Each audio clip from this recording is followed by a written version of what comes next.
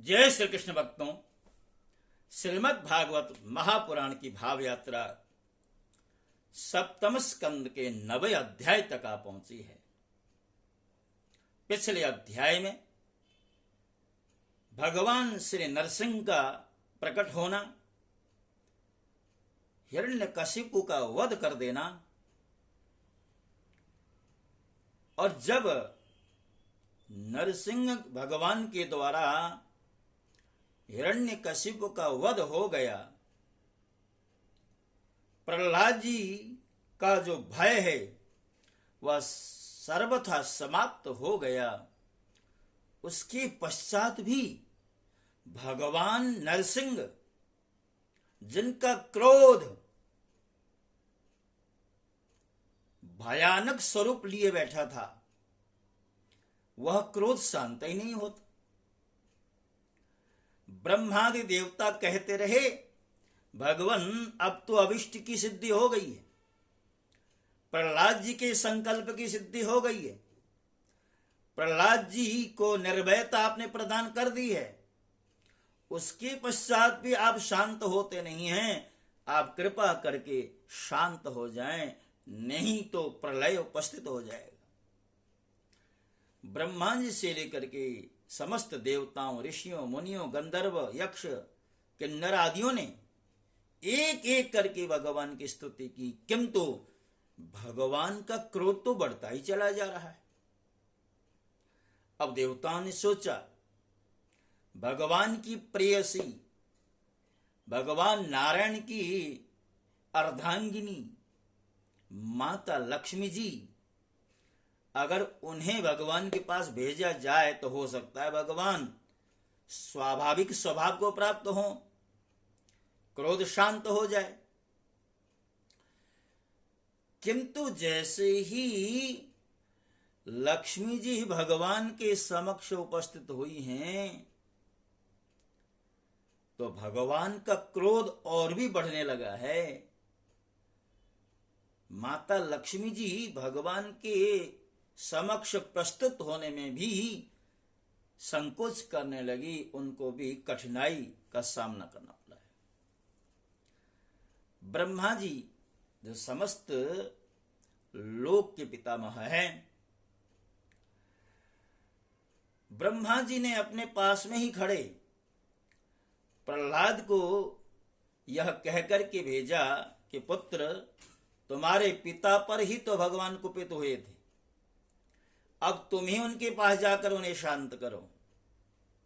जैसे ही ब्रह्मा जी ने प्रहलाद जी को कहा है कि तुम ही भगवान को शांत कर सकते हो, प्रहलाद जी कहते हैं जैसे आपकी आज्ञा। प्रहलाद जी ने एक सुंदर तरीका अपनाया है, भगवान के चरणों में जाकर के दंडवत प्रणाम की मुद्रा में लौट गए।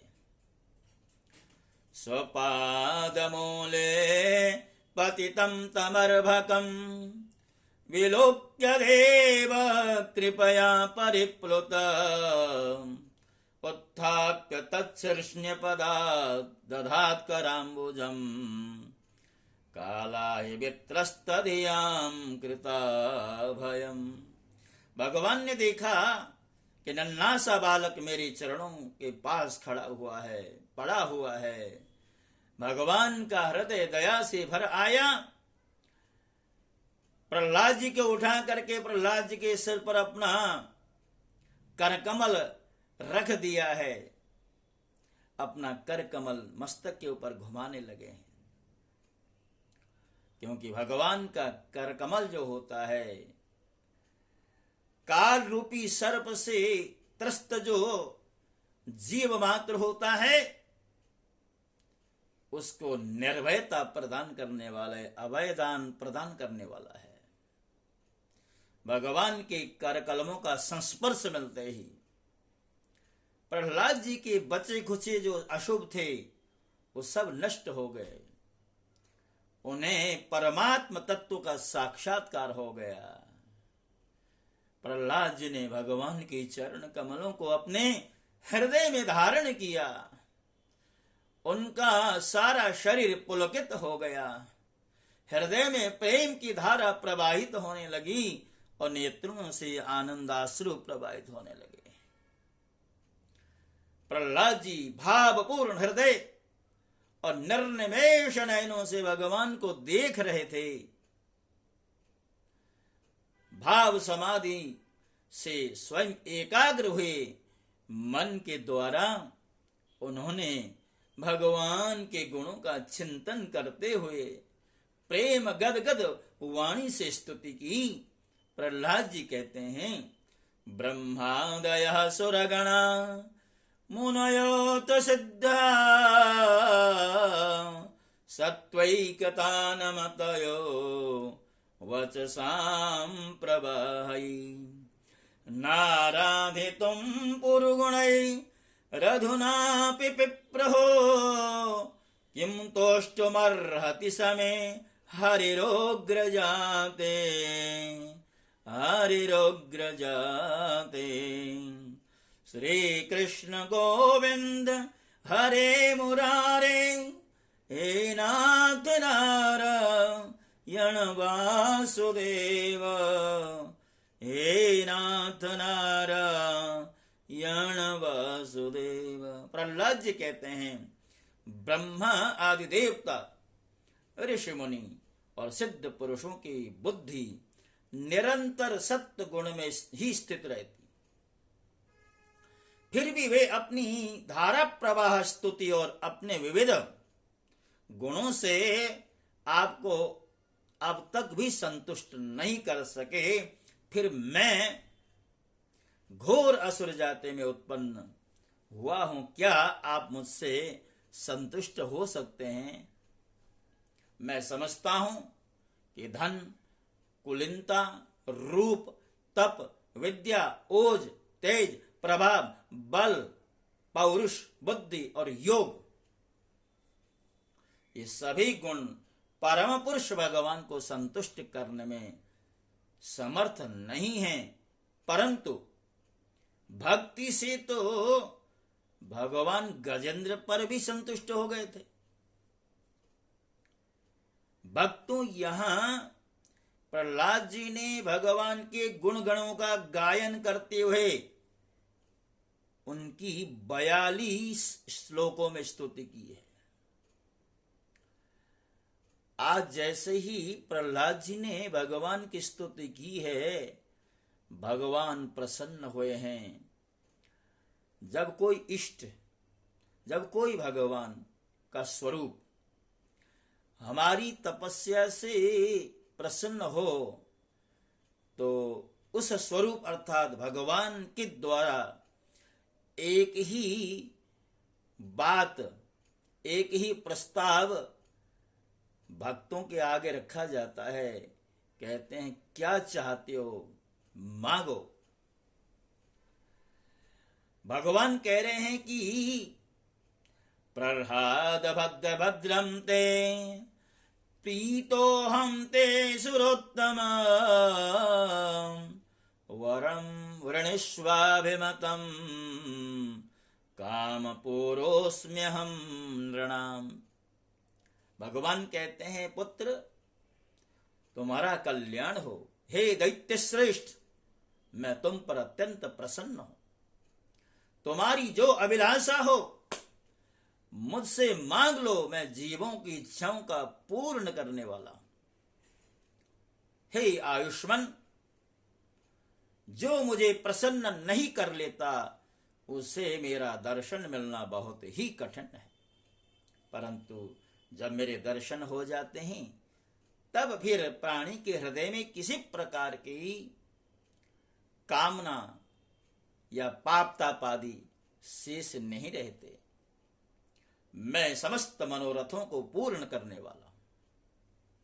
इसलिए सभी कल्याणकामी परम भाग्यवान साधुजन जितेंद्रिय होकर अपनी समस्त वृत्तियों से मुझे प्रसन्न करने का ही यत्न करते हैं। हे असुर कुलभूषण प्रहलाद, भगवान का ये जो संबोधन है वो इसलिए मिला क्योंकि वो भक्तों में एक तरह से अनन्य थे। अब देखिए, यद्यपि हिरण्यकशिपु के पुत्र होने के नाते, असुर कुल में उत्पन्न होने के नाते हो सकता था कि उनके मन में वरदान का लोभ हो, जाति की दृष्टि से देखें या जिस कुल में उत्पन्न हुए थे, क्योंकि असुरों का स्वभाव ही सांसारिक भोगों को भोगने का होता है। प्रहलाद जी ने जैसे ही भगवान का ये जो प्रस्ताव है सुना है, तो प्रहलाद जी को भगवान के द्वारा दिया हुआ जो प्रस्ताव है वो कैसा लगता है? क्या प्रहलाद जी भगवान के द्वारा प्रदत्त जो वरदान हैं उन्हें सहजता में स्वीकार करने वाले हैं? तो ये सब अगले अध्याय में आपके समक्ष रखा जाएगा। अगले अध्याय का छोटा सा अंश आपके समक्ष प्रस्तुत करना चाहता हूं।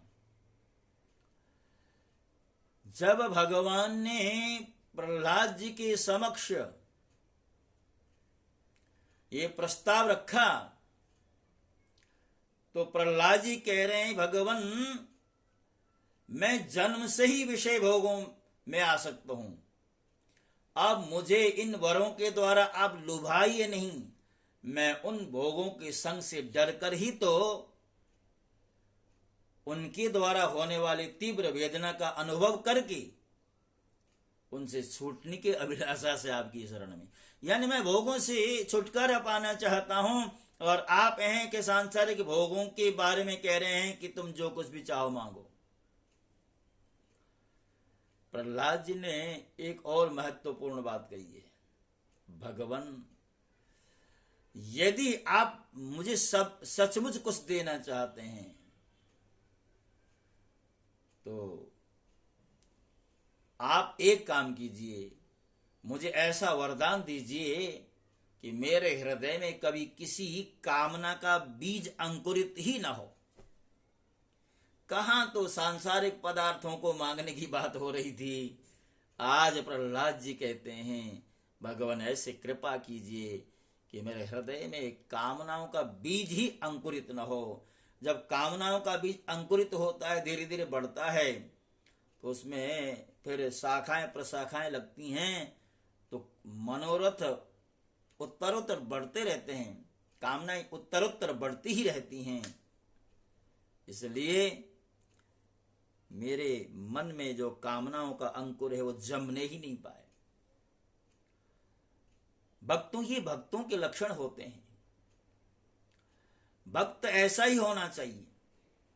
जहां तक संसार के भौतिक पदार्थों की बात है, प्रहलाद जी पिछले अध्याय में कह ही चुके हैं अपने मित्रों से, संसार में जो ऐन्द्रिक सुख हैं वो तो सहज भाव में मिलते ही हैं। जिस तरह दुख बिन चाहे भी जीवन में आता ही है, ऐसे ही ऐन्द्रिक सुख के जो साधन हैं, हम चाहें या न चाहें उनकी उपलब्धता तो संसार में रहती है, तो फिर किस बात का रोना है। तो हर तरह से हम भगवान से जुड़े हैं।